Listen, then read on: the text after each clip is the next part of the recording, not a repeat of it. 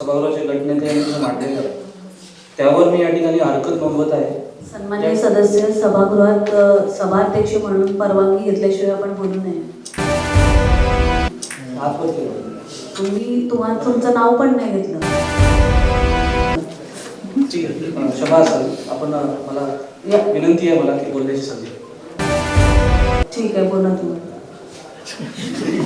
ठराव क्रमांक 12 जो सभागृह नेते सन्माननीय सागरजी नाईक सगळ्यांनी मांडला त्यावर मी या ठिकाणी हरकत नोंदवत आहे की प्रभाग क्रमांक 7 मधून नगरसेवक म्हणून निवडून आलेला आहे आणि मला सन्माननीय सभागृह नेते यांना आठवण करून द्यायची ज्यावेळेस आपण प्रभाग रचना ज्यावेळेस झाली होती त्यावेळेस निवडणूक आयोगासमोर आपण गॅरी मॅन्डरिंगचा उल्लेख केला होता, बरोबर. त्यामध्ये संलग्न असणं कुठेतरी गरजेचं होतं. तर अशा पद्धतीने प्रभाग क्रमांक 1, 6 आणि 14 याच्यामध्ये कुठल्याच पद्धतीची सलगता नाही. यावर आपण सभागृह नेते म्हणून स्पष्टीकरण द्यावे अशी मी आपल्या या ठिकाणी विनंती करतो.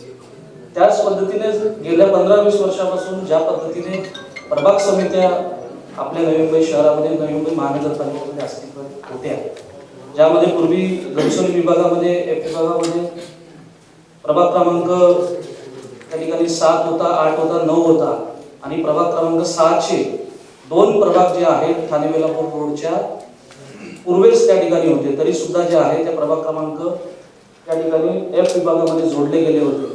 तरी माझी आपणास या ठिकाणी विनंती आहे की ज्या पद्धतीने आपण 5, 7, 8 या ठिकाणी जोडण्याचा जो प्रयत्न केलेला आहे, 5 नंबर हा ऐरोलीचा भाग येतो आणि जर आपण नैसर्गिक नाल्याचा विचार केला तर ऐरोली या ठिकाणी जे आहे नैसर्गिक नाला, नवी मुंबई शहरामध्ये मला वाटतं 3 ते 4 नैसर्गिक नाले आहेत. ते प्रभाग क्रमांक 7 ला एक जोडून आहे आणि प्रभाग क्रमांक 9 ला देखील एक नैसर्गिक नाला त्या ठिकाणी जोडलेला आहे. म्हणून माझी या ठिकाणी जे आहे यावर देखील आक्षेप आहे, हरकत आहे. तरी माझी सन्माननीय सभागृह नेते यांना विनंती आहे की आपण याबद्दल जे आहे फेरविचार करावा आणि प्रभाग क्रमांक 7, 8 आणि 9 अशा पद्धतीने जे आहे आपण जर या ठिकाणी सलगता जोडली तर ऍडमिनिस्ट्रेटिव्ह पद्धतीने जे आहे लोकांना सोयीस्कर राहील, आम्हालाही काम करायला जे आहे त्या ठिकाणी सोयीस्कर राहील अशा या ठिकाणी सूचना अथवा मी विनंती या ठिकाणी सभागृह नेता यांना करतो.